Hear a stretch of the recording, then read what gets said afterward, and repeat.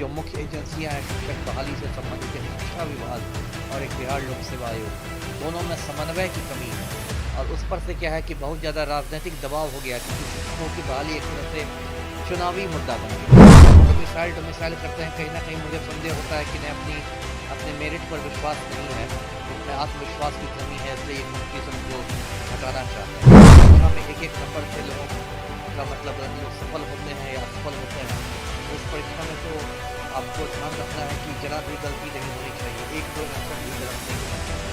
तो एक गंभीर मामला है और मुझे उम्मीद है कि बीपीएससी इसका संज्ञान लेके इसका समाधान। बिहार के लोग दूसरे राज्यों में जाके रोजी रोटी कमा सकते हैं, कमा ही रहे हैं पंजाब में या दिल्ली में, तो फिर दूसरे राज्य के लोग बिहार में आके रोजी रोटी क्यों नहीं कमाएंगे। देखिए, बिहार में थर्ड फेज की शिक्षक बहाली को लेकर जिस तरीके से आंसर की जारी किया गया है उसमें कई सारी त्रुटियों को लेकर सवाल उठाए जा रहे हैं। अभ्यर्थी आक्रोशित है, उसके साथ ही one candidate one result, domicile का मुद्दा, तमाम अनेक मांगे की जा रही है। ऐसे हमारे साथ बात करने के लिए बिहार के पूर्व आईपीएस अमिताभ कुमार दास से जुड़ेंगे, बात करेंगे। अमिताभ दास जी, जिस तरीके से सवाल उठाए जा रहे हैं आंसर की को लेकर, हमारा पहला सवाल है कैसे इसको देख रहे हैं और आंसर की को लेकर क्या कहिएगा? आंसर की जो ये बीपीएससी ने जारी किया है बिहार लोक सेवा आयोग ने, उसको लेके बहुत सारे प्रश्न उठ रहे हैं। सोशल मीडिया पर लोग कह रहे हैं सही नहीं है, तो अगर ऐसा है तो उसको बीपीएससी को संज्ञान लेना चाहिए, क्योंकि यदि आप गलत आंसर की दे रहे हैं तो फिर आप इसका मतलब है गलत लोगों को चयनित कीजिएगा और जिन लोग का सही जवाब होगा उनको आप डिस्क्वालीफाई कर दीजिएगा। और जब जिस परीक्षा में एक एक नंबर से लोगों का मतलब लोग सफल होते हैं या असफल होते हैं, उस परीक्षा में तो आपको ध्यान रखना है कि जरा भी गलती नहीं होनी चाहिए, एक दो आंसर भी गलत नहीं होना चाहिए। तो एक गंभीर मामला है और मुझे उम्मीद है कि बीपीएससी इसका संज्ञान लेके इसका समाधान करेगी कुछ।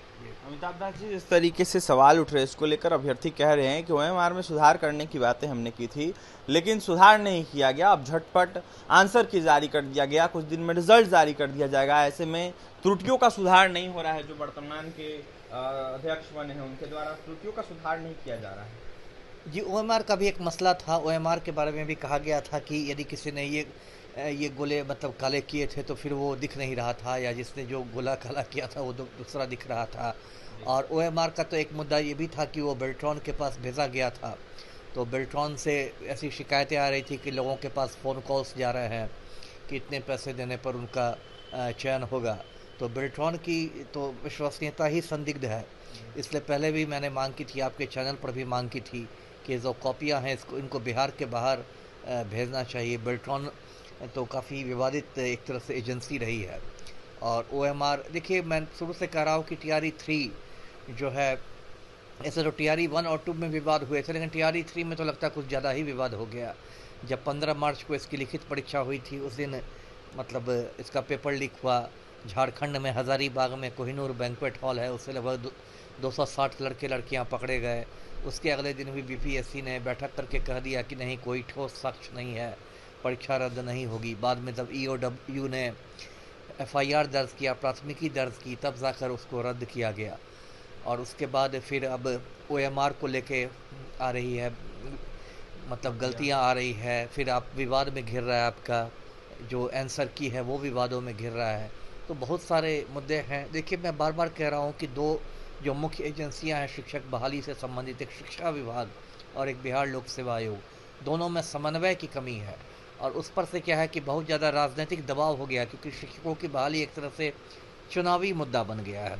अमिताभ दास जी, लगातार डोमिसाइल को लेकर भी सवाल उठ रहे हैं। ऐसे में 1375 पोस्ट पे कहा यह जाता है कि टीआरई 2 में बहाली निकली थी और इसको देखते हुए करीब 240 ही अभ्यर्थी इस बहाली में बिहार के हैं और 1135 अभ्यर्थी दूसरे स्टेट के हैं। लगातार बिहार लोक सेवा आयोग का एक जो है पत्र जो है वो कहीं ना कहीं वायरल हो रहा है, जिसको लेकर अब जाकर कई सारे सवाल उठने लगे।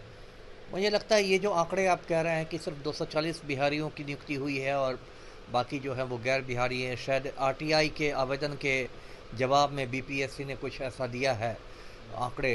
तो देखिए, इसमें मैं बता दूं दर्शकों को, डोमिसाइल होता क्या है। डोमिसाइल का मतलब है कि जो शिक्षकों की भर्ती बिहार में हो रही है उसमें सिर्फ बिहार के अस्थायी निवासियों को मौका दिया जाए। और जो शुरू में ओरिजिनल जो विज्ञापन था उसमें ये बात थी भी, लेकिन बाद में डोमिसाइल नीति हटा दी गई। देखिए, व्यक्तिगत रूप से मैं डोमिसाइल नीति का कोई समर्थक नहीं हूँ। मेरा ये मानना है कि यदि बिहार के लोग दूसरे राज्यों में जाके रोजी रोटी कमा सकते हैं और कमा ही रहे हैं पंजाब में या दिल्ली में, तो फिर दूसरे राज्य के लोग बिहार में आके रोजी रोटी क्यों नहीं कमाएंगे। इसलिए व्यक्तिगत रूप से मैं डोमिसाइल नीति का समर्थन नहीं करता हूँ।